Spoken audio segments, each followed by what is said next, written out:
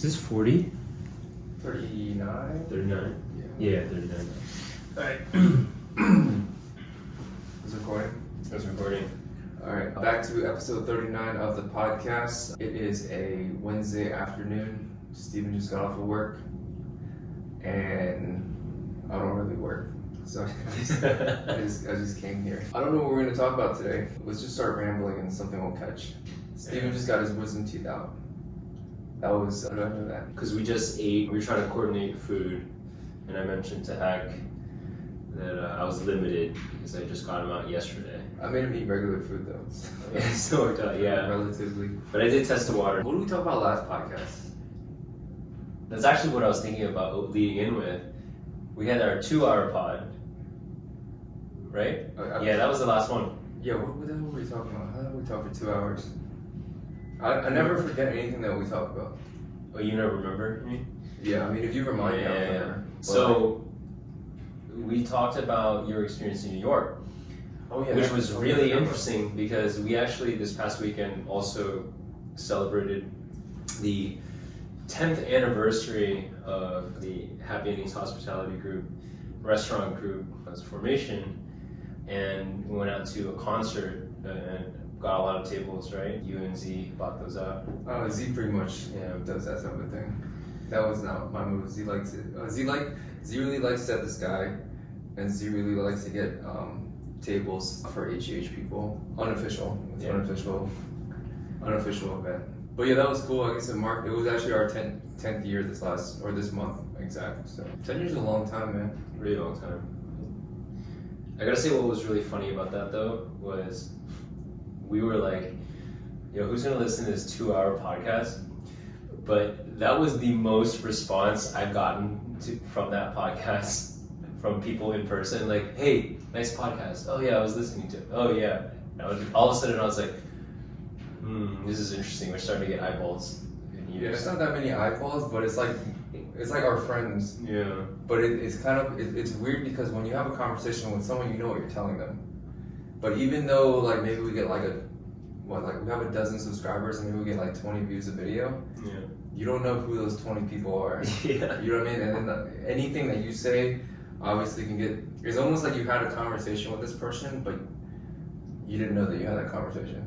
Right. It feels kind of weird. It's kind of cool though because when people talk to me about the podcast, and it doesn't happen that often, but it's always interesting the different things that resonate with different people. So I don't know. And I always the idea of the podcast is we talk so much anyways that it was just, hey, we should just record it and put it somewhere. Yeah. Almost like for our own record. Yeah.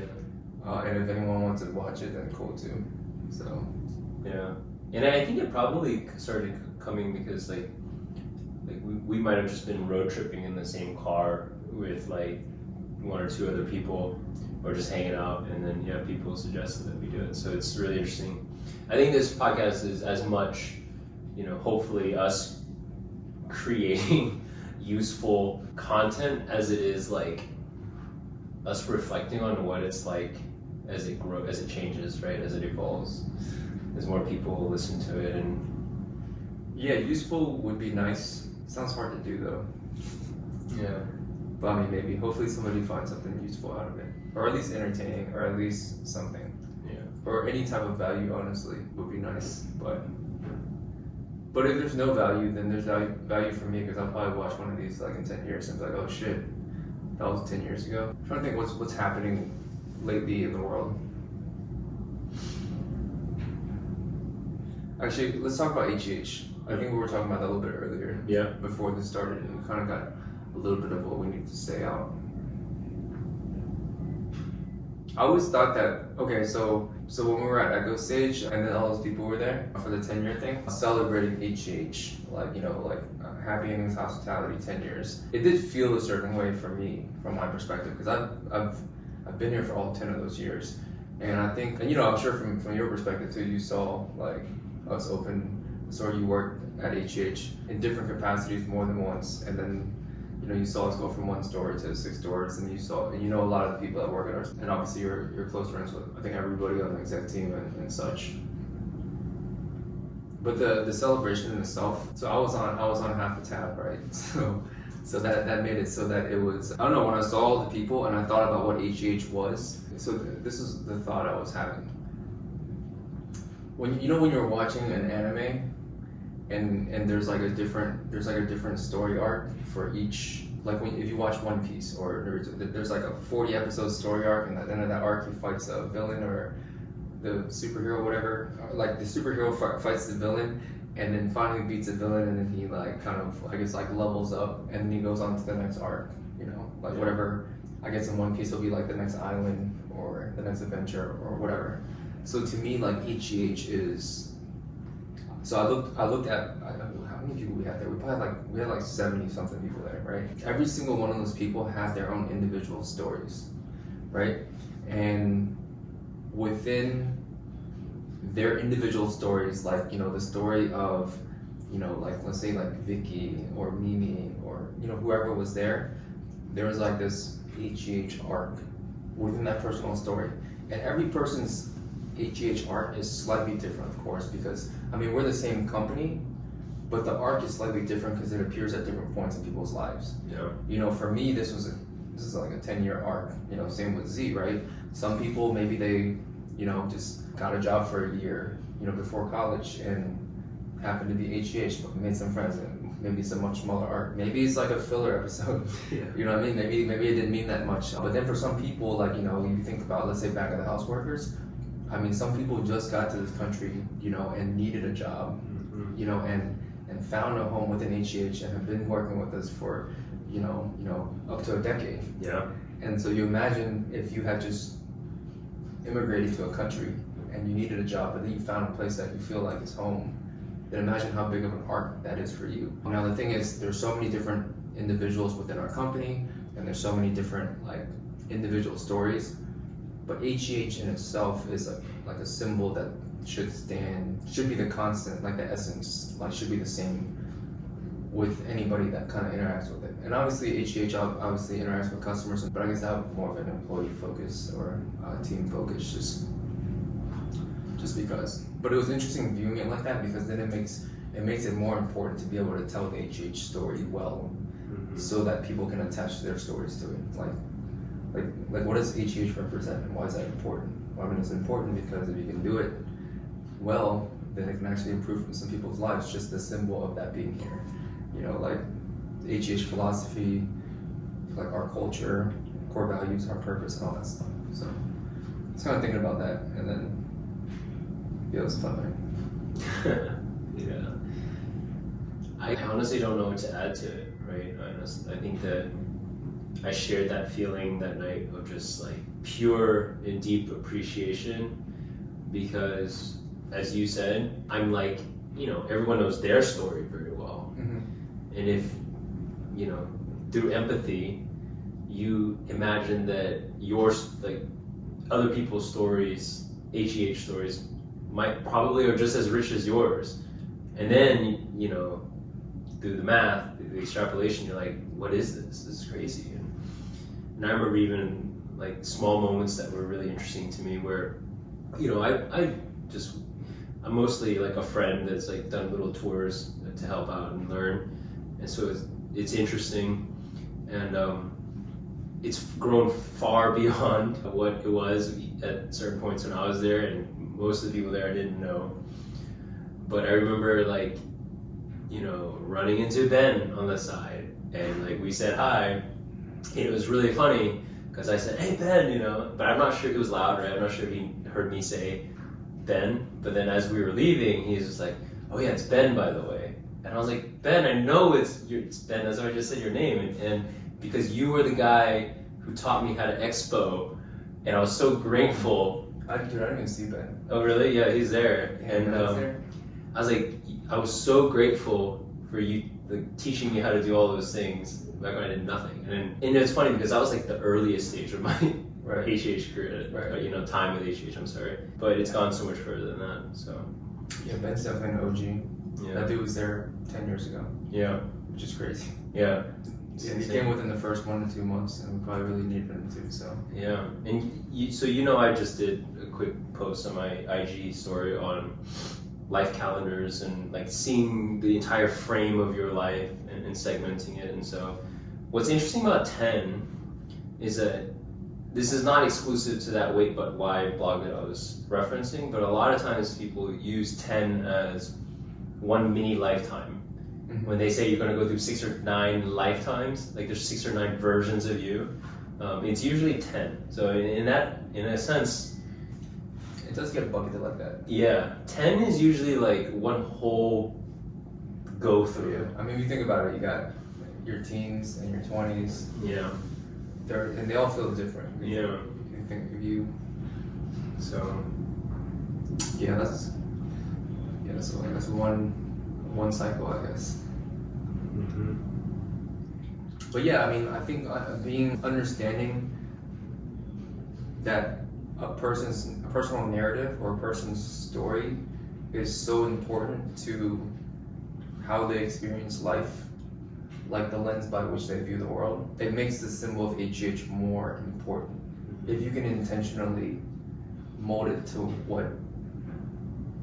what you want it to be, if that makes any sense. Like it's like if you can tell the story in a way where somebody can attach their story to it because they want to, and it feels right to do, then you have something that's like really powerful there. You know, like I think nowadays a lot of times people talk about how, I think they talk about it in marketing, but it has to be some sort of psychological thing too. It's like people more so care about like attaching themselves to brands that matter as opposed to like, you know, which item has the best like specs or whatever. Yeah. So maybe, I mean, there's something there about like the story that you tell.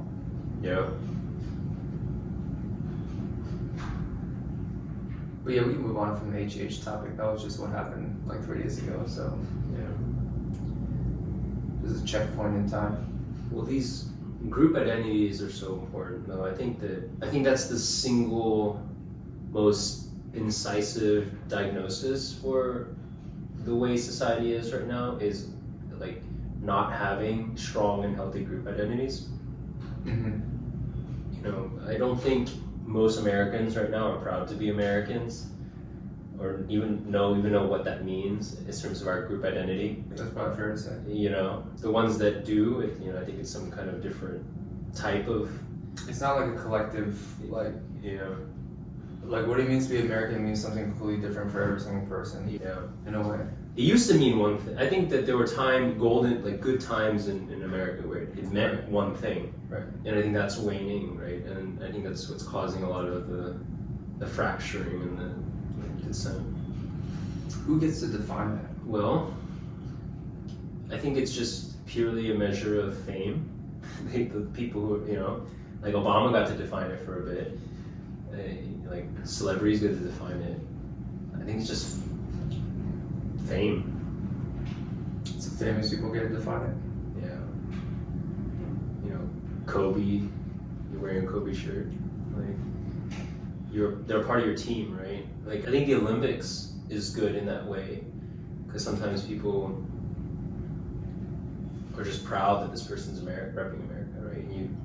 And you see a lot of people who are like, sometimes people choose to play for their home country or something like that, or opt to do this or that, and it weighs in on the way people, I think, view that group identity. America is such a big group identity though. Like, what are like some of the smaller group identities that are more? I feel like some of the smaller ones obviously affect your personal narrative like a lot more. Yeah. I do know when I was at Boise State, like there was like a lot of like pushing the group identity of, hey, this is your country. If anyone says anything about the flag or whatever, you have to like defend it, like that type of shit. Like, Have you seen the documentary? I haven't, but I imagine it was probably pretty fucking good. Yeah. People keep telling me to watch it. I mean, just like Yeah. being in there at the time. For people who don't know what Boise State is, describe that. Did you go? Yeah. It was a response to the Hitler Youth. Is that what they? Yeah. It was basically a response to the Hitler Youth. So they didn't want us to become like Hitler, or No, it was exactly what you said. It was a way of brainwashing. Okay. to use a strong word, but yeah, but to brand? reinforce, yeah, to like, yeah, get to foster patriotism, foster a national identity around our values, right? Like, what is America? Yeah, Like, freedom. So the way it was set up was, I think 800 kids in Virginia or something like that, and like probably like 5 or 6 from every single high school that participated went to Lynchburg. I don't know if that's where you guys did yours, Yeah. but Lynchburg, and built like a small like little state with its own governor. Like we elected one of the 800 kids to be governor, and then there was like a senate with like 50 kids probably, and like a house of delegates with like another 50 kids, its own Supreme Court, all that, like basically like a little state that we're running. But within that little, and it was for a whole week, and then within that little state, you know, you vote for like certain laws and stuff, and it gets enacted within like a little 1 week community. And but the whole time there, I mean, I don't know how many times I heard the national anthem or like saw the flag, but it was definitely like a lot. You know, it was like Pledge of Allegiance, national anthem, like da da da, and it was just so interesting because at the time I was only like, you know, like 17 probably. Yeah. And I was kind of like, oh, this is cool. But then like looking back on it, I'm like, holy shit, man, they were like programming in a way. Kind of cool, I guess, but it's always interesting when you see the onboarding process for these big group identity type situations. Like, did you get confirmed? I didn't get confirmed. No. Okay, well, I got confirmed. And there's definitely an onboarding process. I don't know if you want to call it that, Yeah. but there's definitely like a stage 1. So confirmation, right, is with the Catholic Church when you're how old? So probably like teenage years, I'd say 13 to like 18 is a good range for that. Yeah. But you got the sacraments before that? I think so. Like you got baptized? Yeah. First communion? Yeah, I was an altar server even. Okay, so Just missed the confirmation part. yeah, so the Catholic Church has the Catholic faith, obviously, or any religion in general, probably is a pretty solid group identity for certain. But they have their own onboarding process. It's like when you're born, you know, your parents have to go like take you to go get baptized, and you know, and then that's considered a sacrament. I guess you're supposed to collect these sacraments as you progress through life. When you're like, I don't know, like for me it was probably like 8 to 9 or 10 years old. You get the second sacrament, which is it's called communion, which is when you go to church, you can receive the body of Christ. It's a symbolic piece of bread. It's supposed to represent the body of Christ. And you have to take a bunch of like, I guess, CCD classes beforehand. They teach you like why that's important and stuff like that. And the thing that's actually important about that is you have to go to confession. I don't know if you remember that. Yeah. But confession is, okay, basically you can't receive the body of Christ if you're like, I guess, impure or like if you've sinned without confessing it. So like about probably once every month or two, you're supposed to go and sit with a priest. And sometimes it can be anonymous where there's like a screen so he doesn't know who you are. But you sit behind the screen and you say to the priest all the sins that you've committed in the last 2 months. And then he will tell you, okay, well, go home and say like, you know, 2 Hail Marys or whatever. And then just, you know, repent for your sins and then you're good. And then so you go through that process once every 2 months and you just, I don't know, man, it was weird in terms of like, it was a weird process. And then obviously communion happens, you keep doing that for a few years. And then stage 3 is confirmation. And in confirmation is actually the one that, it was the last one I did. But they actually push you the hardest in that one in terms of like, hey, you have to defend your faith. If somebody says anything about, you know, Catholicism, and it's probably different for how the different teachers teach it. Yeah. My teacher was literally like, hey, if anyone says anything like, you know, about God or Catholicism, like whatever, then it's you that has to defend your faith. And then when they ask you to ask questions, you know, so almost like as practice, and then like the teacher will kind of like walk you through it. But the weird thing is, anytime you corner them in any type of like logic where you're obviously right, like, hey, so my friend's Muslim, but his family's like really good. Like, you know, they're just overall good people.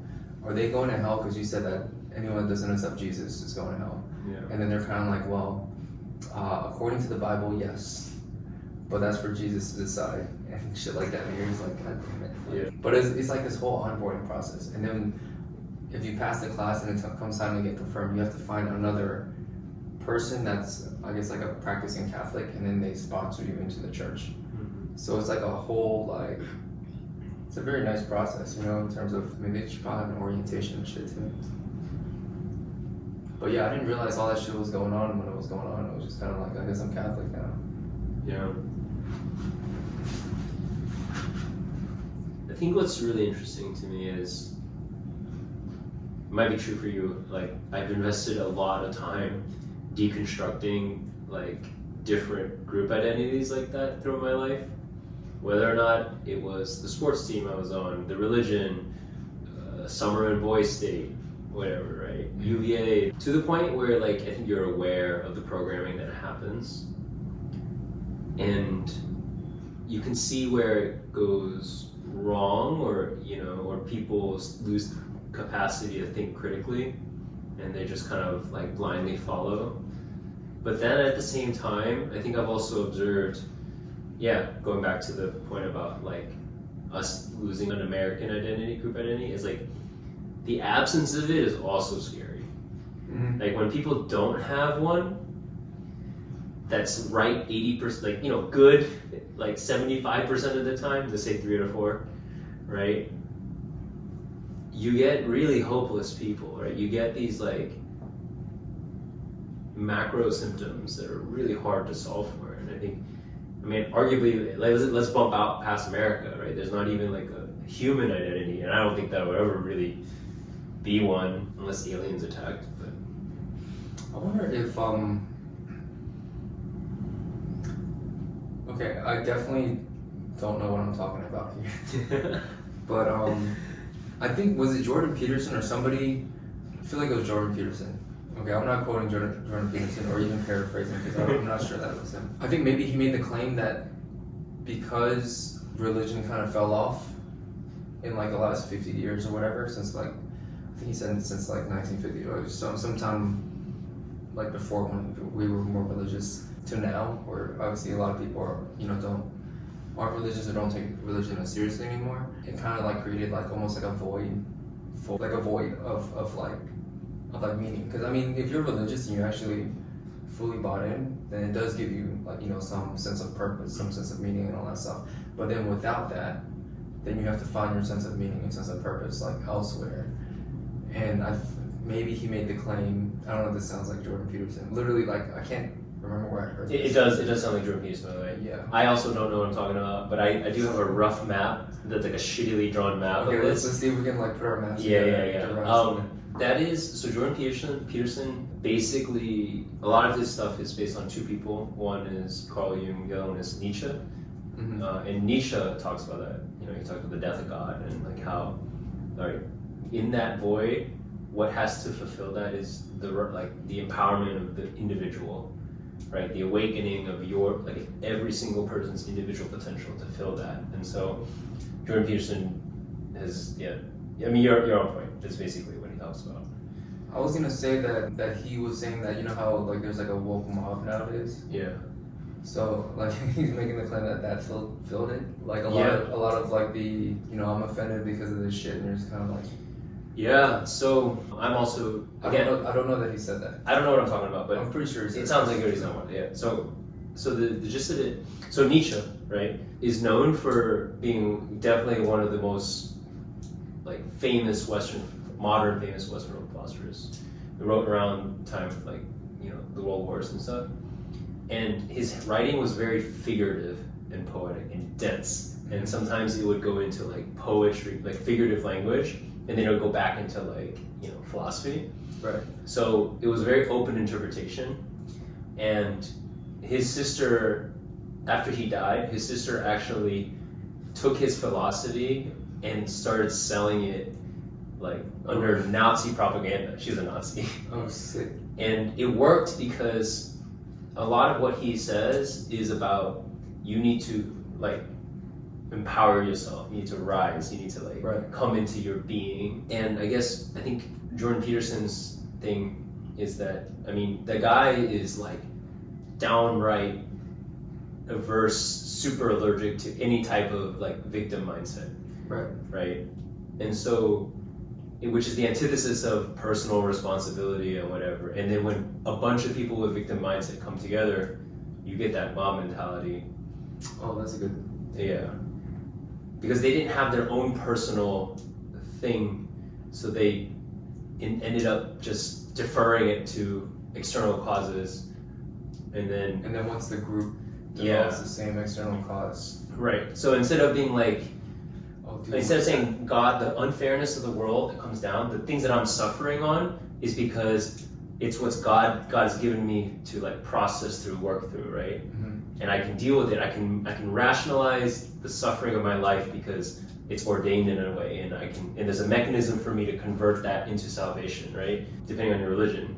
But if there's no God and all the pain and suffering and futility is just awful for no reason, right. and it's actually, you know what, because this person like fucked me up, and those guys in power, like they're like, then you're like, oh, I want to dismantle this, right? And there's no, and instead of, it's not like, I think people, and again, I'm speaking outside of my lane here, but there might be this sense that instead of trying to solve or change the system, I need to dismantle it. Because I know one thing, I'm speaking personally, I found is, and I don't know how far you can take this, depending on how good you are, but most systems need to be changed from the inside. I think revolution is a very interesting concept, right? I think 9 out of 10 times we work through transformation. And some of those transformations can be big transformations, right? But the concept of dismantling and revolution, I think revolution is an interesting thing. What does that mean? So I think about, Revolution, what would qualify? revolution is like changing, like pulling out the entire floor, right? Like total paradigm shift, which is hard to talk about because you only know what you know. Like when you're inside of a system, you can't imagine another system. Right. But you just like you just see all the bad in your system, so you say it's worth like getting rid of it all without Right. starting all over again. Versus like, let's say, and don't get me wrong, there's some fucked up systems in the world, right? Like I don't think that, I don't want to be so blasé and say like, hey, you know, put up or shut up. If you actually want to change, you know, the American government, go run for office, right? Mm-hmm. Like go do that. You know, I don't want to like be like that, but it's the difference between that versus like overthrown. just trying to overthrow January 6th, right? Yeah. Like storming the Capitol. Like that's like revolution, right? That didn't work. Like seizing power, yeah, exactly. Like demolishing it instead of, which is why I think, yeah, freedom of speech and all these kind of like things. People take for granted that we agreed to start using words as weapons instead of fighting. You know, like Will Smith going up and hitting people. Like that was kind of like everyone laughs and stuff, but that's actually like it was humanity had to work really hard to get to the point where that We couldn't do that. yeah. And it reminds me of a lot of times people criticize the UN, right, for being like toothless, pointless, a waste of money, whatever, neutered, Right. just weak, like ineffective. But people don't realize that like that is literally this last line of defense that people like nations still have to like broker, right? Even if it, yeah, every country, like it's, you know, veto power is imbalanced, all this shit's imbalanced, but you still have to talk first. What power does the UN? The UN doesn't have any power. I think they have like nominal, notional powers. Yeah, they don't. But it's more like symbolic. Yeah, It's like, hey, like we Right. stand against this. right. Well, and also the problem is that like the voting, the voting and veto rights of each country is not equal either. Right. You know what I mean? Like, what's the point of anything if like you can like Hack side can veto, like Hack has the power to veto anything for the people, you know? Yeah. I mean, I did model UN for a little bit. That was interesting. Yeah. So, So revolution. yeah. I wonder, is government like one of the strongest concept or like constructs? Yeah, I think so. Definitely one of the ones. What would it look like if religion was stronger than government? Clearly, there's been times in the history, obviously, right, when government wasn't the strongest. When government wasn't the strongest, was it religion probably the strongest? Yeah. Well, they were almost 101 for most of human Right. history. Sure. Like separation of church and state was a big deal, Right. right? And I remember and I still have to learn a lot more about Islam, by the way, and that's something I'm really interested in rounding out my understanding. But a lot of my friends, when I would talk to my Muslim friends, and a lot of times they would say like, yeah, don't you know there's like parts of the Quran that talk about like economics, like they talk about how to manage a state, right? It's interesting, like there's direction in it, right? There's more than just a religious text around morals and ethics. There's actual science in it even, right? Like at least, intimations of like I wonder who wrote that shit. framework. Everyone did, right? Like the faceless people over time that like I think put into it whatever they needed to put into it at that time. The Syrian state, that ISIS, that was a really, really crazy modern example of when religion was stronger than government and basically one and the same. That you had people from all over the world going to join, like non-Muslim people going Oh yeah, that's to join the Syrian state because this was the new, truly chosen, like nation by God. Like, I'm not familiar with. I mean, I know that happened, yeah.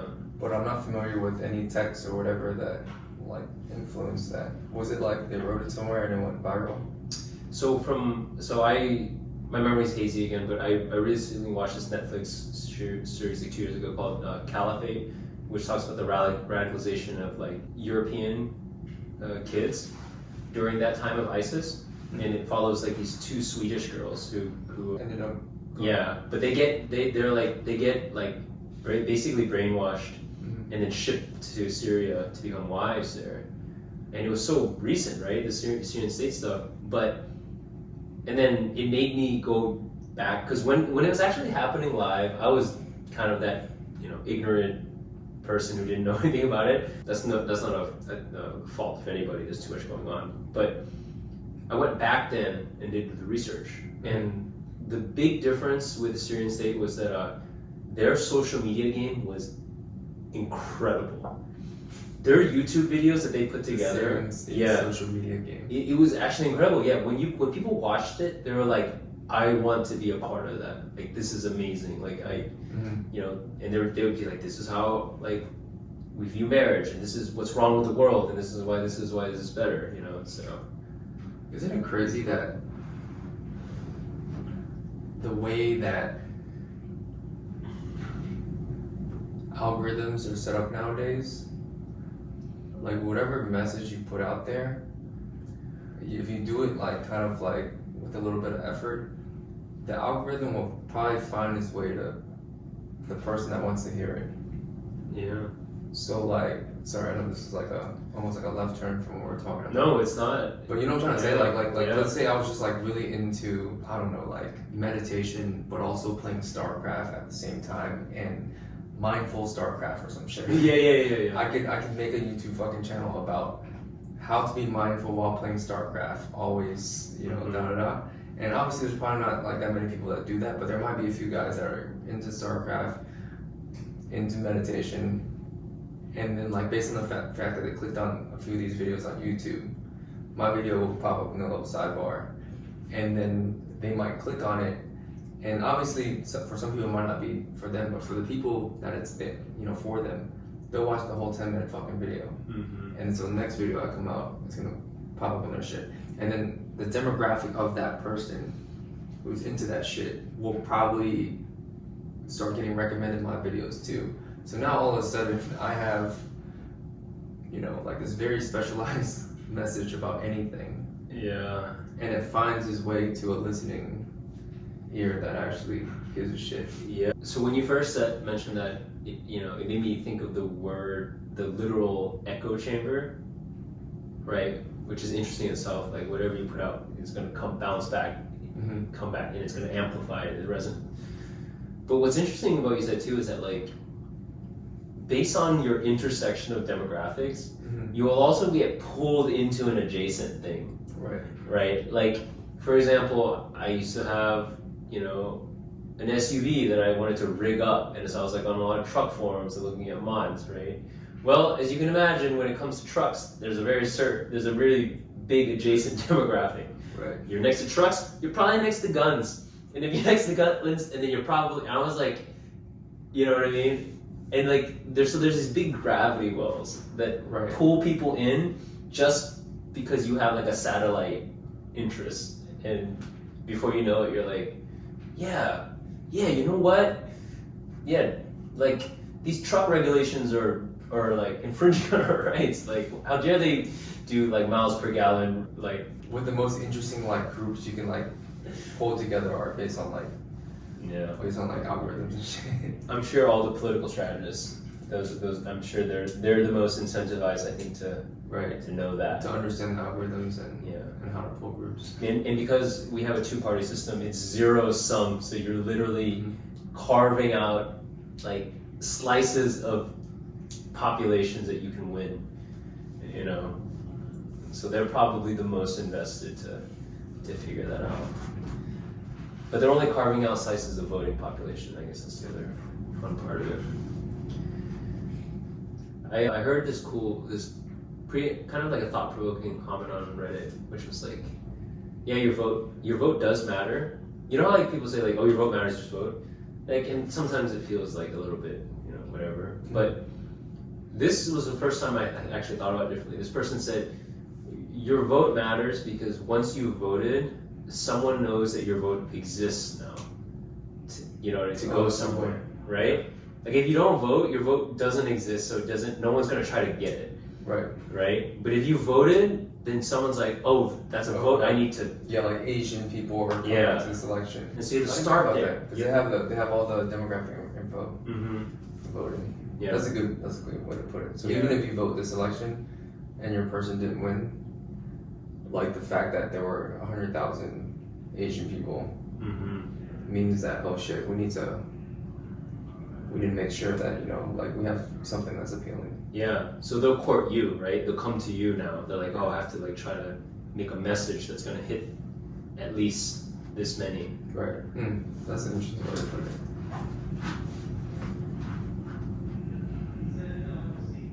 What if you guys had some type of democratic process in HEH? Representational voting. You know what this idea that Z has? I'm not sure if we're gonna do it yet. Okay. I'm actually not even sure I'm supposed to announce it or whatever. You should announce it. If you're not sure, you should. I mean, like, I feel like Z's talked about it probably before. So, I don't know if we're gonna do it. It does seem like a slightly radical idea, but it might actually work. But I'm not sure. So, the idea is after you hire somebody and they work in your store for like 30 days or 60 days or whatever, everyone will vote whether or not to keep that person. Oh, wow, yeah. And then if the vote's no, I don't know where you draw that line. Like, Yeah. is it 50%? Is it like 75? But if the vote is no, then the person's got to bounce. And what that does is it keeps your culture intact. You don't hire anybody that people are like, yo, even though this guy's, it helps with like, you know how they say that 51% of it should be attitude and then 49 should be technical? Because you can't teach attitude, but you can teach the technical. So it kind of like strengthens the 51% part. Someone comes in with a bad attitude, but they're really good at serving. Then if you want to protect your culture, you probably can't let that stay. So that would be the theory behind that. That's probably somewhat democratic, I guess. Yeah. It depends on, I guess it depends on, democratic at least for like the people you get to work with. You know, like, hey, do I want to be working with this dude or not? Yeah. I don't know where you would draw the line. Like, I mean, it would have to be like calibrated over time, I guess. I don't know. Yeah. It's really interesting. I don't know. Again, If you piss off more than half the people, you can't work here.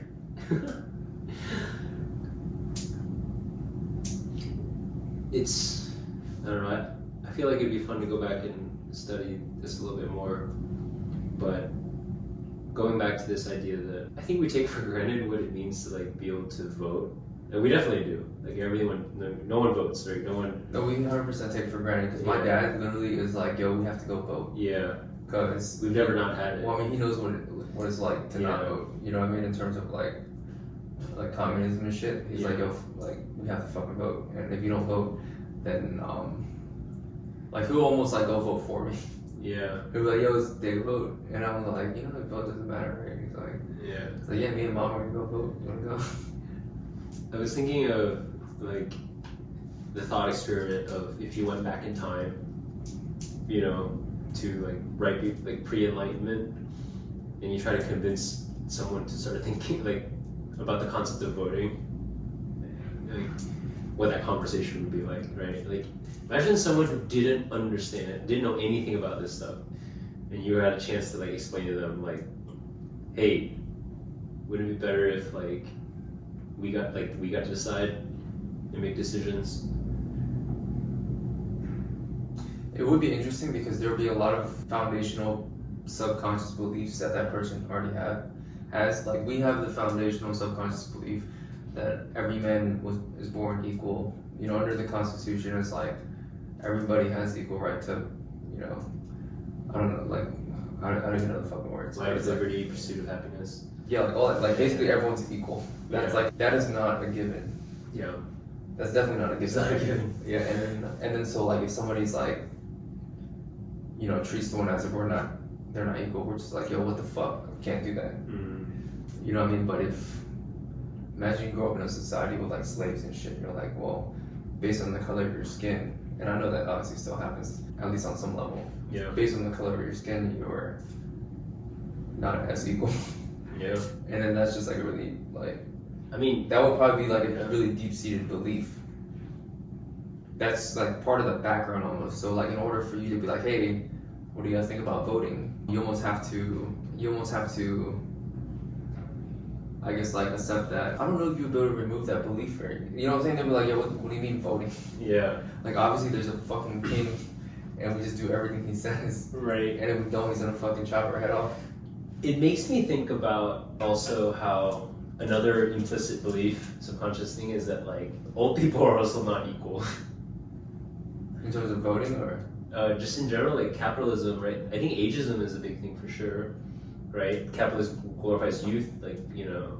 Right. And I mean, come on. It's like once you're not productive anymore, you're not worth as much. Yes, exactly, right? Because capitalism is one of the primary measures is your productivity.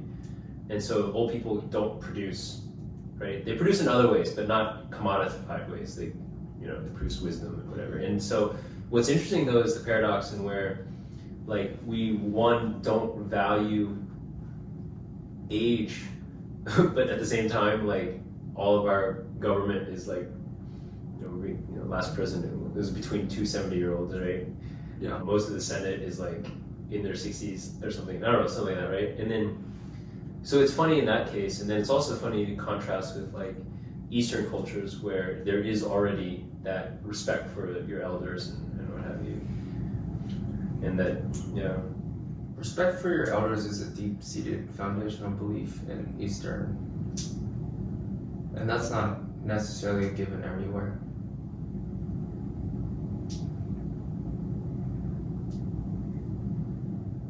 Capitalistic society is like, the fact that we live in a capitalistic society does shape a lot of our foundational beliefs. Like that's definitely like, Yeah. I mean, there's probably a lot of beliefs we have that are just givens that we haven't even explored. Mm-hmm. It's just like, oh yeah, obviously. Yeah.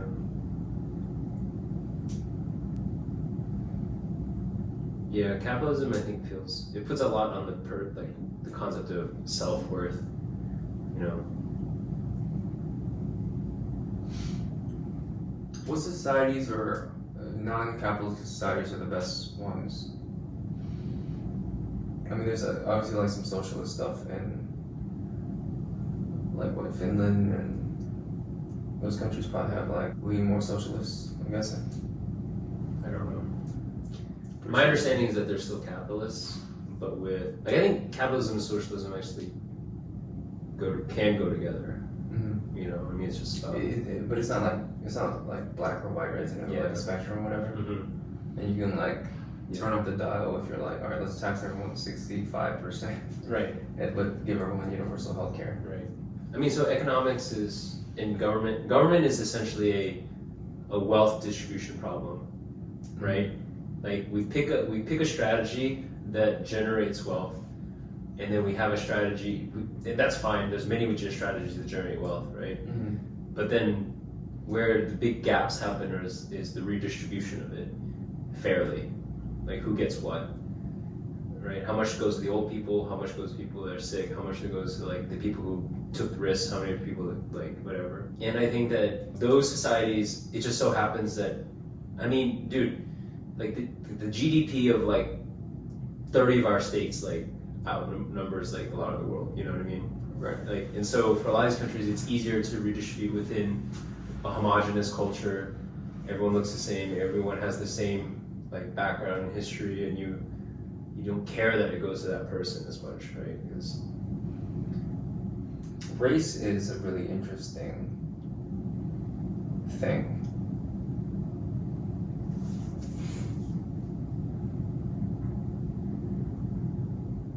Does America deal with racism more than other countries because there's a lot of diversity here, or is that just? I mean, I know racism is an issue in the U.S., but is it more so an issue here than other places, or is it just like louder because obviously we live in the U.S. I don't know if we wanted to go down the path of talking about racism, but I only have an opinion. I only have an opinion, a feeling, which is that I think it's probably similar. Like, I don't think that we're like exorbitantly above. We might be the number one position, like, but I don't think it's like maybe as big as we think. And in part, it's because like for the past couple decades, like for one, I think it's because of our quote unquote hypocrisy that makes it so pronounced, right? Like we were founded on equality, but that turned out to not be true. And then we went around, setting up democracies and freeing people, but that turned out to not be really true either. right. So I think that we probably experience the same amount of racism, but we're the biggest hypocrites because we're the loudest. Right. It's like a symbol for equality. Yeah, it's obviously not. Yeah. And we tried to push that as a symbol of the world too, right? When we said like, hey, we are, Right. gonna take care of the world and not let other people. Yeah, the U.S. is pretty hypocritical in a lot of ways. But does the symbol outweigh the like? Is it a accepted hypocrisy? Like, is it a necessary hypocrisy? Right? Yeah, like if you have the symbol, then it'd be better than Yeah. if you had no symbol, even if it's hypocritical. Yeah. Like, pick any person, like famous, notable person, for being compassionate and kind, and you'll find out they were like pretty terrible human beings, right? Yeah. Martin Luther King, Gandhi, Mother Teresa, right? Everyone has skeletons, and Damn those guys. yeah, was the idea of them stronger than what they? I think Mr. Rogers is honestly the only guy who hasn't gotten like. Yeah, I feel like if I found out that Mr. Rogers was like a pedo or some shit, it would just end my childhood. It would be the worst thing. Like I'd be shattered. But arguably these people like they represented something much more, right? Like the idea of them was much more important.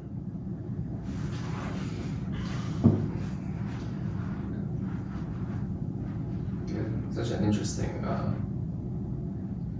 I guess like those people are like kind of like the legends. Mm-hmm. Think about like a dude like, say like Kobe Bryant, right?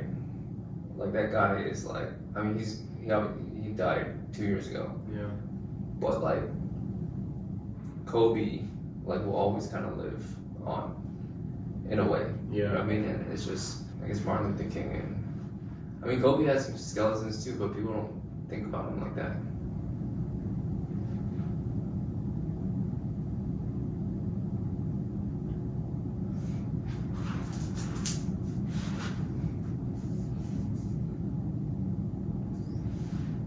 Ran out of things to say. Well, I think what's interesting is like I guess in the so what sense of the part of the podcast is like, yeah, there's all these like huge identities, but I have also been personally thinking about like I tell you this time I'm actually starting to always think about my own symbol now, Mm-hmm. right? Like personal identity? Yeah, right. Because I think as you grow up and you become wiser and older and someone who gives advice and someone who people look up to and someone who leads, you start to be more conscious of your personal identity, and that's not to become like fixated on appearance and stuff, but you necessarily have to, Well, because what you say matters. because what you say matters now. Yeah. Right, and before it didn't matter as It much. didn't matter. But there's like a point when it matters. Like let's say you become a father, and you're like the most extreme example, I think, is if you become a father, you're raising a child, and that 3-year-old looks to you as if you are like Superman. So everything you do, everything you say, they're kind of like, oh well, this person, the person that feeds me, takes care of me, like brought me into, like, the little 3-year-old doesn't know any better, but everything you do and say, like, it's like, yeah, it's just like the word of God almost, right? Yep. And there is an effect over time. You know, there is an effect even if you're not a father. And I think as you get older, I guess if you're like, I mean, I know you're like a coach at Lotus, so like that's naturally already built into that position. Yeah. It's like in order to do a good job at this position, like naturally people would only come to you to coach them if they knew that you were qualified. And meaning that they're like, hey, what this dude says matters because Coach Steven. I thought it was actually because I've never heard anyone call you Coach Steven before until Tony did. Mm-hmm. Oh, And he was like, yeah, Coach Steven said like so and so and so, right? And I was like, oh, cool. I mean, I knew Steven was a coach, Yeah. but I didn't know that, you know, Coach Steven Yeah. existed in terms of but what you say matters. So now you have this power that perhaps you had that power the whole time, but it was not as strong. But after a certain threshold, then I think with any ethical person, you know you kind of have to be like, all right, fuck, like Yeah. if I say this to Tony right now, then it will make him a better person, or it'll fuck him up for life. So I have to kind of like pick and choose, Right. Right. or at least try my best. Yep. And I think that's the transformative moment into adulthood, I think, in a lot of ways, right? When you leave a little bit part of your adolescence behind. And it's not even what you say, it's everything you do. Right. I don't know if you've seen the video of the Chinese teacher who, before he goes into the classroom, he's like all tired, he goes to the door and he just like, you know, he shakes it off and then he puts on a smile and walks in. Like, I don't know if it's staged or not, but it's a very profound video regardless of it's staged, because he needs to bring an energy.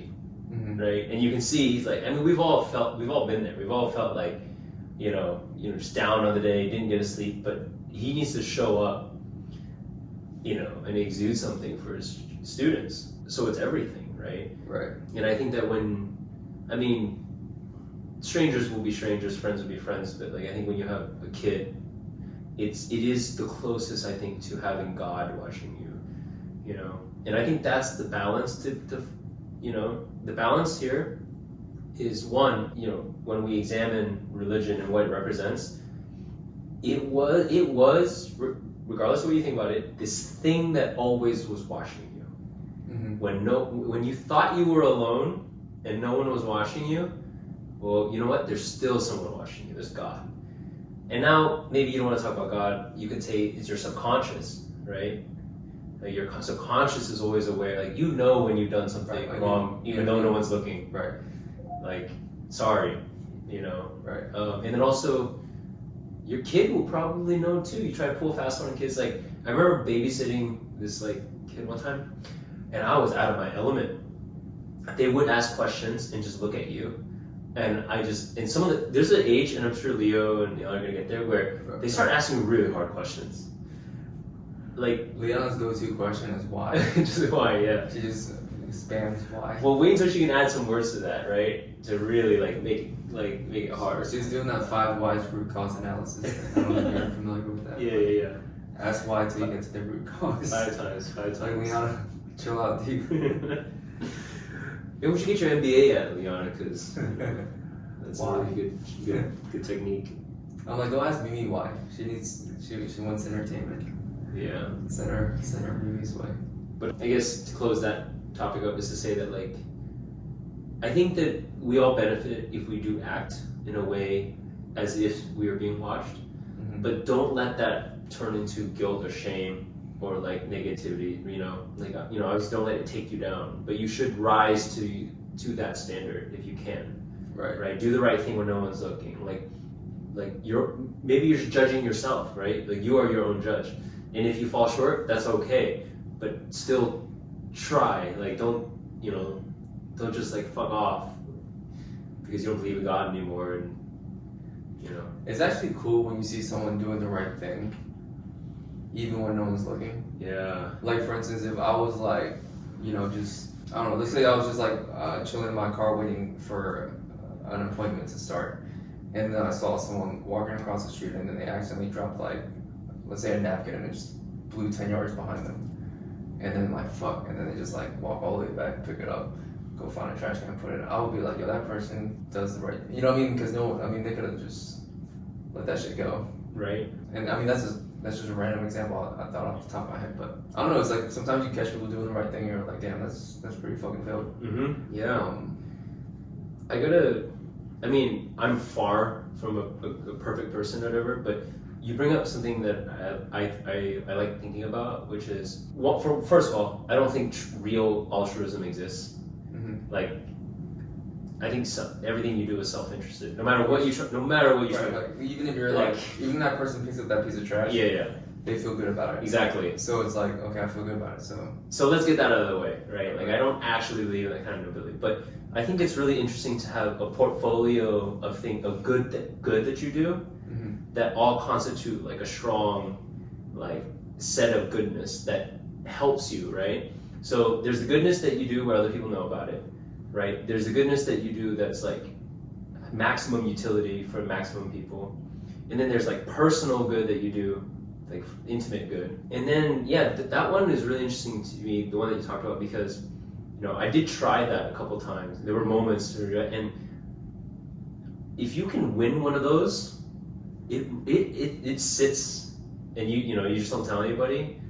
Like like that might be like a good advice. Like go try to find something you can do, or be aware and be ready for when that situation comes. Because if you can stick that landing or hit that game winner in that moment, you'll never forget it. Like you'll have proved to yourself like you're quote unquote good person, And I think people that have that, like, they have something very like powerful. The people that have that, I don't even know they have that though. Because like for them, it's just like second nature. Yeah, it's just like, hey, I'm just like Yeah. Like I just go to the gym without thinking twice about it. Like I don't like the opposite of that. Right. Do you ever see like videos on TikTok where people give homeless people money, but then they like kind of record and put it on? Yeah. That always made me feel weird. Although I know sometimes they give them like $1,000, I guess, which because that's a lot of fucking money, like might make it like obviously if I was a homeless person, I'd be like, yo, film me, I don't care. Yeah, right. But that does make make me feel a little weird. Yeah. It's like the opposite of what we're talking about. Mm-hmm. Yes, you are doing good, but then you're also like kind of like, I mean, I don't know. I guess you can argue maybe there's a net positive here because other people might be, like willing to. But then like this one person, like you could have just, I don't know. Yeah. It's like a weird spot. You know what I mean? I got caught in that spiral, and the only conclusion I could come up with, if it did something for that person only. Like I actually forget the outer cause. Right. Like if the person giving to it, they got something out of it. Right. That's actually the only thing that matters. Right. I mean, Yeah. it's net positive. Yeah. But it's kind of interesting to think about. It is. It is. Like, I mean, what if you give them like $5 for like, yo, can I record this shit? Right. You know what I mean? And it's like, but it's like weird though because I mean you're right. The altruism is there, but there's never like just like this altruistic like, hey, I'm just doing this because it's a good thing to do. Yeah. Not to toot my own horn, but you know how we do like challenges and experiments and stuff. Like it was funny, by the way. I brought this up because I'm actually not one of those people who does it second nature, without thinking about it, right? Like I think about it all the time. I'm just like, shoot, should I do this or not do this? Should I not do this? And I think that for a while I got super trapped in trying to do like utilitarian good. Like I was like, I'm only donating to a charity that I bet, like straight up, like Right. But then I've been trying to explore the flexibility on that. And I remember going back to now I'm going to talk about my mom, Asian moms. Me and my mom, we just battle so much. But one thing she always does is she always gives cash to like panhandlers people who need it. It's like it's like the nicest she is ever. Like, like maybe for like one day a week, and I was just like, that's interesting, And so I've switched back to a regular wallet because I have to have Like cash. Yeah, so I think I've been recently trying to always give something to anyone who like somehow encountered my path. Right. And it's been really weird to reflect on, honestly. Because one, I can't even remember how many times I've done it lifetime. Mm-hmm. But now I've done it like a ton in the past like 3 weeks, like every time, And Yeah, I mean, go ahead. I'm sorry. no, I don't have a conclusion there. I'm like in the experiment, you know what I mean? So I don't even know. I haven't like wrapped it up. There's probably a good way to make that convenient. Because I feel like if I had $1 in my pocket, Yeah. every single time I saw like a person that like needed $1, I'd give them $1. I remember when I was living in Vancouver, and I was living downtown, so I'd walk a lot. In Vancouver, a lot of your change comes in the $1 coins and the $2 coins, and because they don't have like singles, they just have $1 coins and $2 coins, and then they have, I guess I think 5, 10, and like the normal denominations. But I would just always have like $1 or $2 coins on me, and obviously I'm living downtown, so I'm walking like everywhere. Yeah. And in Vancouver, the weather's like relatively nice most of the year, and they also have a drug problem. So there's like a lot of fucking homeless people. But they would always just like kind of be like, "Yo, can I get?" Yeah. But I would always give them like like $2, like any change I had in my pocket. Sometimes, and I think as Americans, you like do change that's just change. But I mean, you literally take your change out as like it's probably like $6. You're like, here you go. Yeah. But because it's convenient. Yeah. But a lot of times, like now I know, like in my day to day when I drive to and from work, I see panhandlers, but I never have singles. Yeah. You know what I mean? Like the smallest bill in my wallet is probably like a 20s. Probably 'cause I never use cash, so it's not convenient, and that's the reason I don't do it as much anymore. So I don't know. It's just like a thought. Maybe I should like get a stack of singles and just keep it in my car. I mean, it'll probably last like a month. I mean, how many panhandlers do you see? Yeah, exactly. Probably give a couple bucks to Yeah. every single panhandler. I was in that exact spot. Like I was hyper when I carried 2 cards on the back of my phone case, right? Sometimes not even. And I was like, man, I have to go back to using a wallet, which I could lose again because but yeah. So I guess the takeaway is just keep experimenting with ways of giving, whether it's, time or, I volunteered at a kitchen for the first time before, a DC kitchen 3 years ago. That was kind of fun. It was like overcooked. Yeah. Yeah, it was like overcooked. Sounds like fun. Yeah, I was trying to be chill and like just a worker bee, but then problems arise. Right. Someone has to like wash the dishes. figure out how all these mashed potatoes go across like 16 pans.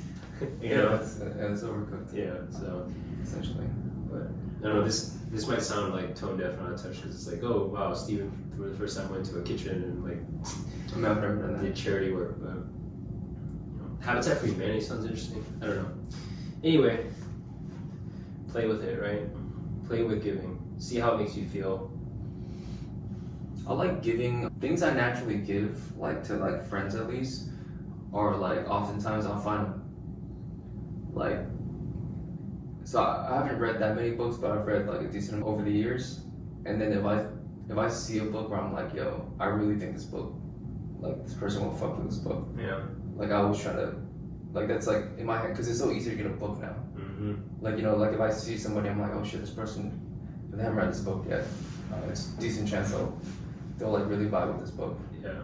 And I always just order on Amazon. It's like $10. By the time it comes to my house, I'll probably just throw it in my car somewhere. And next time I see the person, I'm like, oh shit, I got you this book. Oh, that's awesome. But I always give it with the caveat, yo, don't feel obligated to read this book. Yeah. But I read this book a while ago, and it was this, and this for me. So I thought, that you could use it. But do not feel obligated, because if people felt obligated to read every single book I'd give them, I would never give any books. Yeah. Because that'd be fucked up. I was just like, here's a book, dude. Right. You know what I mean? So Yeah. Because you have your identity, your what you do matters. like who you are matters. Oh dang, hack, give me this book. But it's not like like you know what I'm trying Yeah, I know what to you're say. trying to say. Just give someone Godel extra buck. Like, can you read this book? Yeah. It's like, please feel obligated to read this one. I think you were the first one who actually started sending books direct, actually, as a gift, and I thought that was super cool. And then I've met some other people who have also done the same, and I thought it was super cool. Mm-hmm. They always ask like, "What's your address?" Right? Yeah. And I would give them their address, and then I'd be like, "Oh shoot, this is awesome." Thanks, man. But it's funny because I started doing it to other people, but forgetting like it can be kind of creepy. Like, you know, this person was like asking me this, and he's, "Oh, where'd you get that?" or whatever. And I'm like, and I responded back, "Hey, send me your address." And I was like, "Oh, wait a minute, it's because I want to send it to you, but don't feel obligated." Yeah, I think yeah, it always because if you think about it, like, I mean, I only do it when it feels like natural. Mm. You know what I mean? Like, generally speaking, like if we're just talking and then something came up and I was like, "Wait, have you read The Power of Now?" and you were like, "No," I'd be like, "Dude, you have to read this fucking book." Like, and you know, whether I tell you or not, or I just buy it and the next time I see you, I give it to you. I'll be like, "Yeah, we always talk about ego. We always talk about labels. I read this shit when I was 27. Didn't make any fucking sense. Read it again when I was 30. Made a lot more sense. Read it again when I was 33. And it literally everything we talk about is in this book. I need you to at least read 20 pages. Yeah. And then throw it away if you don't like it." Yeah. And I feel like everyone I've given a book to has gotten that little like, "Hey, throw it away after 20 pages. You don't like it." Yeah. Because not every book's gonna resonate, but if it does, Mm-hmm. and it changes your perspective even like a few like degrees, I mean, it could literally like change the way you view things Right. in a good way. So and it's only $10. I mean, it's Yeah. such an easy thing to do. But I think the idea, going back to the idea, the power of ideas, right? Mhm. I think the idea of the book, the title, the 1 to 2 word sentence summary is really powerful. It reminds me of one thing I've been doing is that like you know like those Medium subscriptions that they just give you a digest of like 5 articles recommended for you and all that stuff. Yeah, so I started just only reading headlines. Nice. Like, you know, I would like as those things came in. There's some newsletters I read, but those ones I literally just read the headline, and that's it. Like I just go, oh, those are what the headlines are today. Yeah. You know what I mean? Like I don't actually have the desire to go into all of these, but knowing the revolving headlines is enough, I think, given how much information there's out today, and you know. Oh man, I have a topic that I want to talk about, but we're kind of running late on the podcast, and I don't know if I can articulate it well. But you reminded me because you're talking about articles, and Z sent me an old article today. Yeah. That actually really deeply relates with like our little, I guess, like back and forths about how to grow HGH, and it uses like video game analogies but with business. But that's what you've been doing this whole time with StarCraft. Yeah, but like this very specific example. Yeah. Okay, here are the limiting factors. I don't know how long it'll take to discuss this, and I don't know if I can articulate the article well enough. I literally read it in 10 minutes, and it was like more of like a skim than a read. Yeah. But me and Z thought it was really interesting. So Z and I have always argued about how to grow HGH. Because for me, I'm like, hey man, if we have role play, this concept that we know there's a market for. We're Vietnamese, we know our food, we know what's good and what's not. You know, we have a lot of access to Vietnamese recipes and shit, and we can clearly make this concept better and then copy and paste this shit. And the next step, we can have 20 of these in Nova. Yeah. And we don't know what the step is after that, but you can, you know, obviously there's a very large market that we can capture here and have first mover advantage. We know how to do it. We just have to focus on replicating this. Chasing tails, perhaps we replicate some of those. That's been a successful concept for us. So I've always pushed Z in that direction, but Z's like, nah, man, I don't want to do that. It's like he's like, I know we can win doing that, but it's just not cool. And I'm like, what do you mean by cool? And he's like, I don't know, man, it's just not cool. And then so when you're like, all right, so what do you want to do? He's like, let's start another fucking brand. Let's do like, you know, like higher class Vietnamese food, full service, like stuff we've never done before. But let's just not do that. Let's open up that concept and attach a Chasing Tails to it and a roleplay to it. Basically like a super complex like thing. And we've always argued because I'm like, yo, we can win doing this, why don't we fucking do it? Yeah. And he's like, well, because it's not cool, so we're gonna go do this because this thing's fucking cool. And to me, like the cool thing is like kind of, I've always thought that the cool thing is kind of like, cool means different things to different people. So you might not think it's cool, but someone else might think it's cool. So I've always been like, yo, like, I mean, how are you gonna put something like that on the table? Obviously, I can't argue against that. Like you have to think it's cool now, and then like what filter is that even? It's unfalsifiable. Yeah, you can't even like prove it. Yeah, you can't prove it. So anyways, this guy wrote this article, and C sent to me, and I was like, yo, you guys gotta read this article. And the article was, I forget the title, but something along the lines of like how to not be a scrub in business, something like that, right? And then he defined the word scrub. He talked about it in video games, and he talks about how in a lot of video games. So first he gave a business example. There was this guy that like opened a cable company. When he was growing his cable company, he was one of the first people to realize, okay, well the government like I think almost like pretty much granted a monopoly on cable companies, for cable companies. So this guy realized, okay, in order to win at this game, we just need to grow as big as we can and like fuck customer service, fuck the customer experience. It doesn't fucking matter because like based on the rules of the game, like if you want to win, you just like grow and then it doesn't matter. The customer has to go with you anyways. Like I don't give a shit about customer experience. And then this guy basically just like took all the rules of the game and then took the shortest route to winning as big as possible. No customer experience, everything fucking sucks. You have to go with this. And he grew like one of the biggest cable companies in the world. Yeah. Like doing that, right? So this guy, he made the equivalent analogy to a scrub being somebody that, okay, he actually brought up Street Fighter. And you know how in Street Fighter or in some games, it's considered like, I guess like, he didn't use the word cheesing, but you know, like basically you like, let's say you keep throwing somebody and they can't block it. Yeah. And it's kind of like almost like this little exploit in the game where the person's like trying to block it or like do dragon punches and shit, but you're literally just the dude that's running up to them and throwing them. Right. And they can't stop it, but then you win. And then they're like, well, you're playing cheap or whatever. It's like exploiting. Yeah, it's like you're exploiting this thing. And then but he says basically, but then so the article was basically saying, hey, the person here that can't block something that's within the rules of the game, that guy is a scrub. Yeah. Because he's basically complaining about the rules, but the rules are fair for everybody.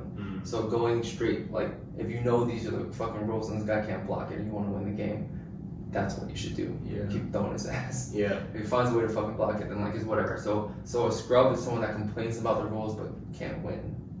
But they like like within that person's mind, the fair way to play, I guess the cool way to play would be to, like a bunch of like Hadoukens and dragon punches and combos and shit basically. Yeah. But yeah, so basically he presents the scrub as somebody that knows how, like, has an idea of cool in their heads, but like within the rules of the game, they're not gonna win doing that. But then he also he calls them maestros, basically like these super high level people that can win at the game even like the pretty way. Yeah. Cool way. Yeah, they're technically sound. Right. They know the fundamentals, but they can also like they can make it look good. Yeah. Like for instance, an example he gave was Roger Federer. I didn't know this by the way because I don't like really watch tennis, but he does a one-handed backhand, and apparently that's like really fucking hard to do. That's why a lot of people don't do it. They recommend doing the two-handed backhand. But he's obviously one of the tennis goats, and he just has a one-handed backhand. So it's like super, super hard to do, but he also does it at a super high level. So it's like it's definitely not a cheese. Yeah. But he just pulls it off and just like beats everyone doing it. They also brought up he brought up like this company, this lady. I think she started Sirius XM or some shit like that, or she was high up there, and her daughter developed like this type of cancer or some shit, or some disease that wasn't curable at the time. But then she like went and found all these medical studies, and then kind of like found this one medical study that had a chance of curing her daughter. Yeah. But they never developed the medicine because it was literally like, in order for a pharmaceutical company to develop the medicine, there has to be like a lot of demand for them to justify the R&D, right? Mm-hmm. So then she went to like this company. She was like, hey, can I buy that from you guys? And they sold it to her for like $25K and 10% of any royalties. Oh my god. And then she started a pharmaceutical, like she literally went from Sirius Radio, started a pharmaceutical company, Oh wow. and then developed this medicine, saved her daughter's life, Holy shit. ended up like selling $1 billion worth of this medicine. So that company made 10% Holy shit. of that thing, Yeah. and she only paid $25K for it because they obviously were like, yeah, it's worth zero or Right. whatever. And then after she did that, it had to do with like organ transplants. She realized that a lot of organ transplants requires helicopters to just fly them directly place to place, otherwise like they'll go bad. But then she was like, fuck, like that's gonna create a huge carbon footprint. You know, like we're gonna like why is it, I guess you could justify well, we're saving people's lives, so even if it like kind of like leaves a carbon footprint, we're still net positive. But she was like, yo, fuck that. We're gonna develop an electric helicopter to eliminate the carbon footprint and just make it an overall net positive where no one can even. And so the analogy that dude gave, he was like, I don't know, like, I mean, she's already done, she's already had, Yeah. and she's still trying to do more. So he's like, yo, so she's trying to be a maestro, and he's like, I don't know if this is actually gonna work out for the company. Like, she's like actually trying to develop the fucking electric helicopter right now, but she's obviously trying to be like a fucking maestro. And I was just reading this article, and at the end, he also talked about Warren Buffett, also a maestro. He obviously like knows how to cheese, but he's like the goat at like everything he fucking does. Yeah, so he sent this article, and I was like, in my head, I was like, wait, sir, you trying like obviously, what are you trying to say? Yeah. I was like, and it was obvious that we both got different key takeaways. Right. Because I was like, yo, this guy's saying that if you know how to cheese, if you know how to win the game within the rules, you win the damn game. Yeah, right. But he's like, yo, so I want to be on my show. That's what I want to do. Yeah. And it's just me and O, like, you know, just talking about this shit. He actually has some judo examples and shit in there too, which is actually kind of interesting. But I don't know if there's ever anything in your life where you feel like, okay, I know how to win, but I want to be like, I don't know, like cool about it. Mm-hmm. I do think within HGH though, my cool would be always treating our employees well. Mm. You know what I mean? So I think like if we, because I don't want to go on record saying this, but like to me the thing that matters most about HGH are the workers. You know, obviously like customers and you know product and stuff matters too, but without the employees you don't really have a chance to even attract customers or execute on the product. You know, Right. so for me, and it's also against the standard of the restaurant industry to have a place where like you kind of like take care of your workers as much. So like for me that would be cool. Yeah. So I guess like I wouldn't want to open 20 restaurants, even if we could win the game by like let's say mistreating our employees. That makes sense. That's a good point because, like, in those games, winning exists on one dimension, right? Mhm. Get your person's HP is 0, Right. right? But in business, you can argue that profit is one measure, but there's actually a lot of different measures. I mean, profit's probably the easiest one. Yeah. I mean, there's not even just profit. There's shareholders. I mean, if it gets to that point, but Right. But yeah, that's how you define it, I think. Yeah. Right? I think profit matters to me to the point that the business is sustainable, Yeah. and to match whatever type of growth like you're looking for. If you're like, hey, I want to Sure. do this for my employees, but I want to spread it to like 1,000, you know, employees in the company, Mhm. then you have to understand, okay, well, working backwards, how much do I need this one store to profit for me to open 3 more next year and then Yeah. 5 more next year and such. But yeah, I mean, the guy talks about how like a lot of people lose the game trying to be maestros because they have like these cool Mhm. like, you know, ideas are cool in their head. And it was just a really like, it was actually a very well written article that almost felt specifically written, For you guys. yeah, for me, you know, Yeah. because he used the judo example, and Yeah. in the judo example they talked a lot about grips and shit. Mm-hmm. And I think there was some guy that was trying to compete with Japanese like judo people, but like the people there grew up like doing Japanese Mhm. judo, and he picked it up like as a teenager or some shit. And so he literally had to like try to find his edge, like his cheese, and it had to do with him like working on like all these like grips, Yeah. and maybe the grips are like his like but that was the only way he could win because apparently the guy had an idea that he had to beat them at Japanese judo, but he picked it up as a teenager, and all the people he was competing against in the Olympics are like. Well, it's like Tim Ferriss when he won the Chinese Sensho tournament by just throwing people out of bounds. Yeah. Like he won by just throwing people out of bounds. Yeah, he figured out the I think he did like all that like weight thing beforehand, right? Yeah. So he was super strong too. Yeah. Because there's this asymmetry. That was super cool, man. I think we should park that one in for a future one. I think that's really interesting. Yeah, I just read that, so it's like kind of fresh. Yeah. But I think there are certain areas where like, what does cool mean? And like, in what areas would that matter to you, and what areas would it not matter to you? Yeah, I have a definition for cool. I'll throw out there. Maybe hopefully it doesn't extend this too much, but I think effortless to me is cool. Anything that you pick when it seems effortless, but you know it took a ton of like very mechanical practice, almost broken down to different parts, but it seems effortless. Effortless is cool. Yeah, effortless is cool. Yeah.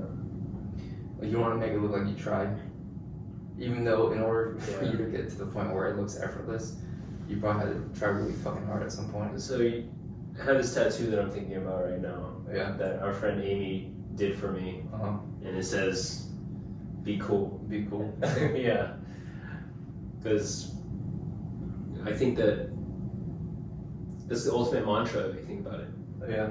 Like I remember reading or listening to this one YouTube video from Nerdwriter where he talks about like how in adolescence in high school, you know, we spend all this time and energy like trying to be cool. Yeah. And we often look back at it just being like, damn, why did I try so hard to be cool? Like, God, what a waste of time and waste of worry, anxiety and stuff. But if you think about it, you were training like timing, you know, wit, like all these like different soft skills, right? Like, you're in training for those things, like how to appear like undisturbed, how to appear like all that kind of stuff, and there's something like important in that, like, and there's something to carry forward that you should like, like once you, like you shouldn't try to be cool just to be cool in a superficial way, but if you think about cool in a deeper way, it is something that you might want to aspire to, you know, right? To like in any situation, you're cool. Like internal cool. Yeah, you're cool. Like you're cool, right? Oh, about to walk in the ring and fight. You're cool. Like business on fire. You're cool. Right. Like relationship awful. It's like you're always like you always have that inner awareness regardless of where you're at. Yeah, but also it doesn't mean be boring and be a robot. And right? It doesn't mean like be passive. It means you're in control. You're like, right? You're never uncomfortable. Yeah, you're in control of the things that you're in control of. Yeah. That's a good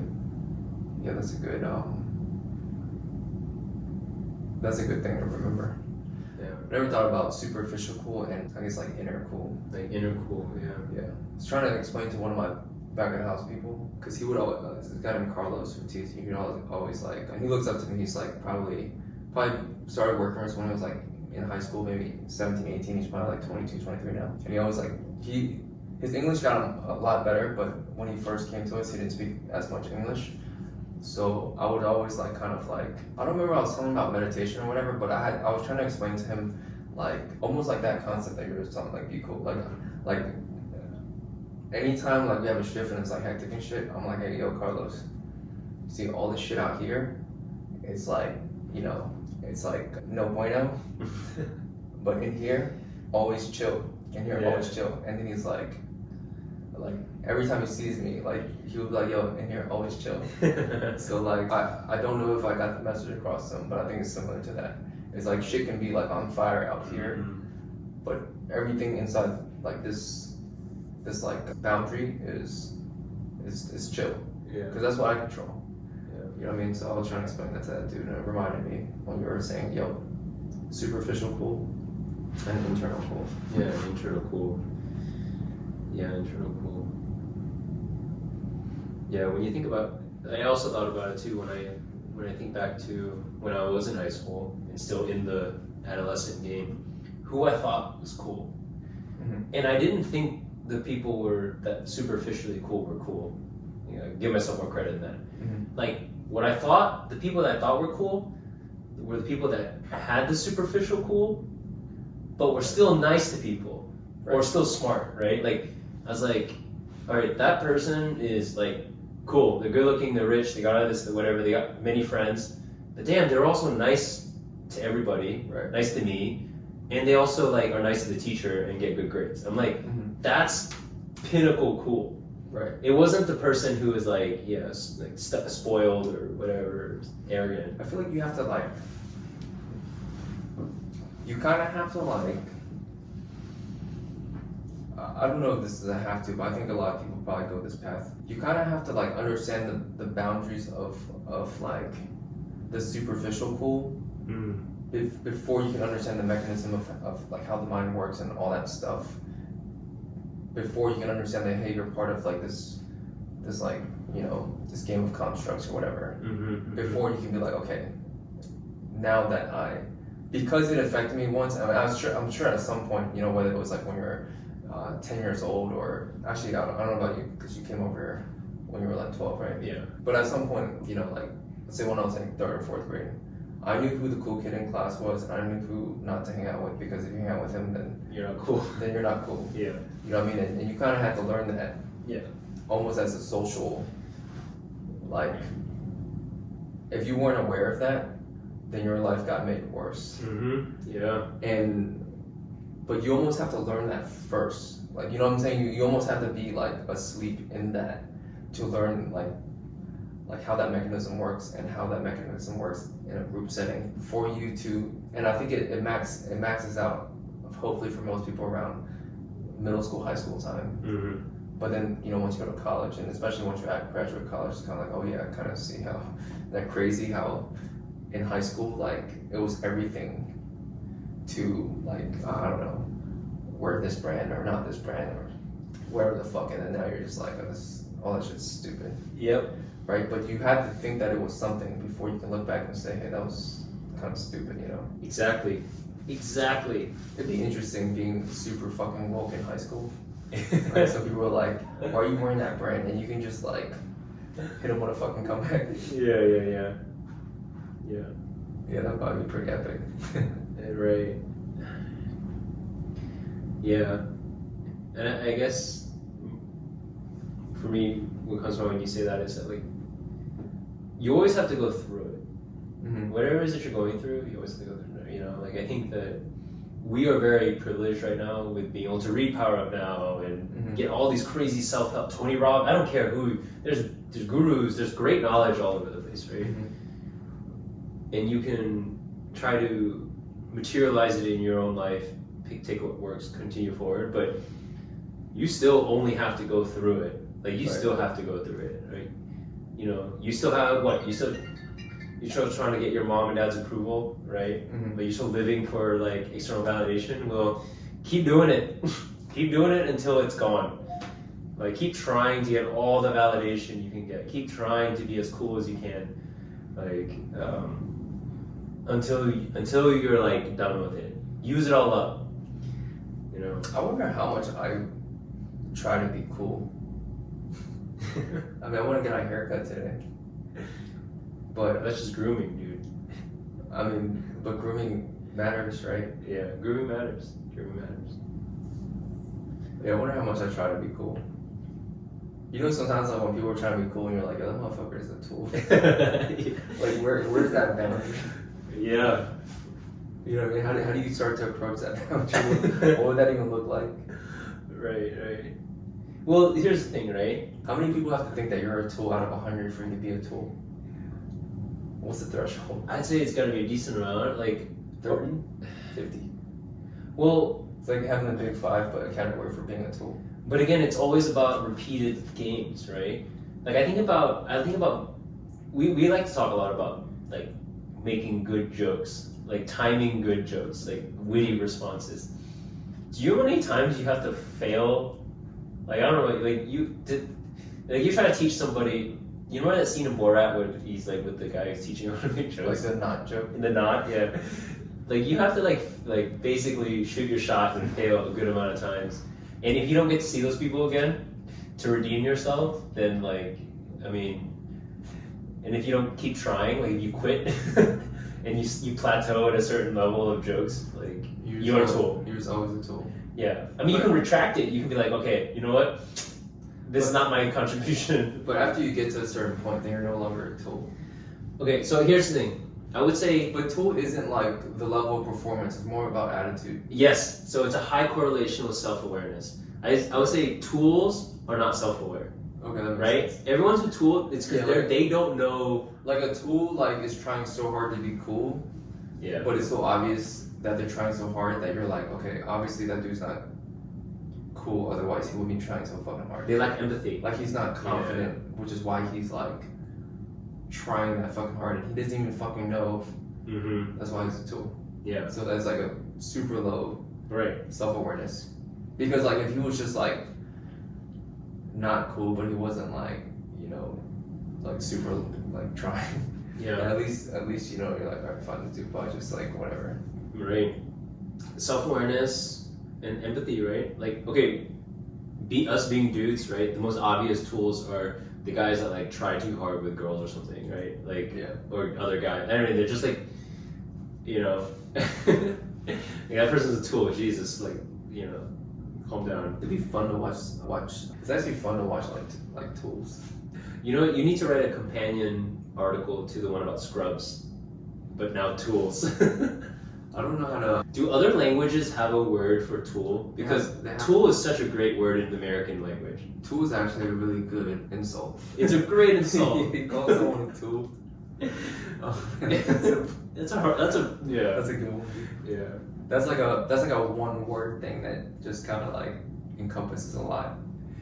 I think that's a really great one. You can use that to shut down. I would hate to be called a tool and then be like, wait, I am being a fucking tool. Yeah. We should do another pod on like the worst things to be called. I guess if you want to get canceled. Then. No, it doesn't have to. Well, I mean, I think in the realm of words like tool or scrub. Like, I'm not saying like the super profane, No, I got it. derog, right? Like, I was joking. yeah, like the ones that we can actually go and use. Like, if the situation called for it, and someone was being a tool, and you could say, "Yo, stop being a tool." We should define that word better. Yeah. But I think somebody that has an incredible lack of self-awareness is probably a pretty solid general definition Of a tool. of a tool. Yeah. Because I can think in any case, I'd call someone like a tool, I'd be like, okay, that guy doesn't have any self-awareness, like in every single case. Yeah. It's probably very specific, like, you know, like toolish people, but in all cases, they don't have self-awareness. I know tool would really fuck with me because like my thing is about like making sure I'm self-aware, like I'm not missing something. you If know? someone called me a tool, but I didn't believe it, I'll be like, okay. Yeah. But like, if someone called me a tool and I was like, wait, If there was something there, you'd be like, shit, yeah, I totally missed something. damn. Wonder what times in my life I've been a tool. I mean, I'm sure. I mean, obviously nobody's perfect in terms of self-awareness, so Yeah. I'm sure there's been times, but you know, Yeah. probably that awkward like mid-20s phase. A lot of toolish dudes in that. Yeah. And that I'm trying to figure out, you know. Yeah. I think college age dudes are like, the biggest tools. Yeah, I would agree with that. I feel like college up to 25, 26, 27, 28, Mm-hmm. because in college you at least expect them to be toolish. Mm-hmm. So you have like a lower threshold. Mm-hmm. But then sometimes like people don't grow out of that. Yeah. And then they're like 25, 26, 27, 28, and you're like, dog, you're like, you know, practically, I mean, you're an adult. Can't be acting like that. Well, it's interesting too because that's also the age in which people start to first realize that they need to leave friend groups behind and stuff like that and branch out or whatever, you know. I think that's when it starts to happen. But if you don't do that and you stay within your environment, right? Because environment is everything. Yeah. It continues to be everything. The environment's definitely everything. Yeah. It's a lot of things. All right, what do we name this episode? Be cool, don't be a tool. I like that one. Except they'll have to wait till all the way to the end of the episode to get the, That's fine. you know, that moment where it's like, oh my god, the name of the movie, the actor just said it. Like, Be cool was happened 15 minutes ago. It did, yeah. Yeah, so they don't have to wait till the end. But then they'll be like, "What? Don't be a tool." Yeah. Be cool, don't be a tool. Yeah. It could just be don't be a tool. Make them wait till the end. Yeah. Don't be a tool. Or it can be don't be a tool, be cool. Yeah, one of those. Yeah, you know, that's what it is. Alright, cool. Well, it's a wrap. Episode 39. Oh, next one's 40. This one's 40. We should do a big. What should we do? I don't know. Should we just like drink during it or something? That'd be funny. Make it more of like a challenge. Every time one of us curses, we take a shot of soju. Oh, that one, we don't curse that much. We definitely curse a lot. We do? Oh, man. Dude, if we did that and then we weren't filtered, we would be drunk as fuck. Okay. Have you ever read one of those Otter transcripts? No. Like, you know how it has the most common words at the top? Yeah. It's always like fuck and shit. I'm sure a lot of it's me, Yeah, but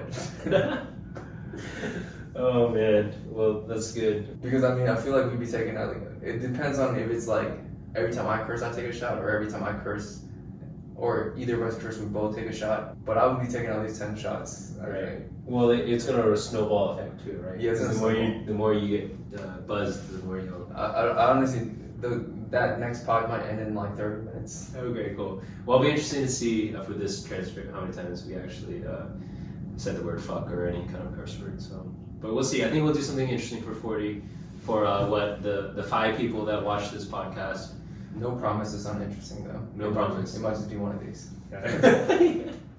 Well, that's the beautiful thing about, like, I think all of this is what we do is always a surprise, even to us.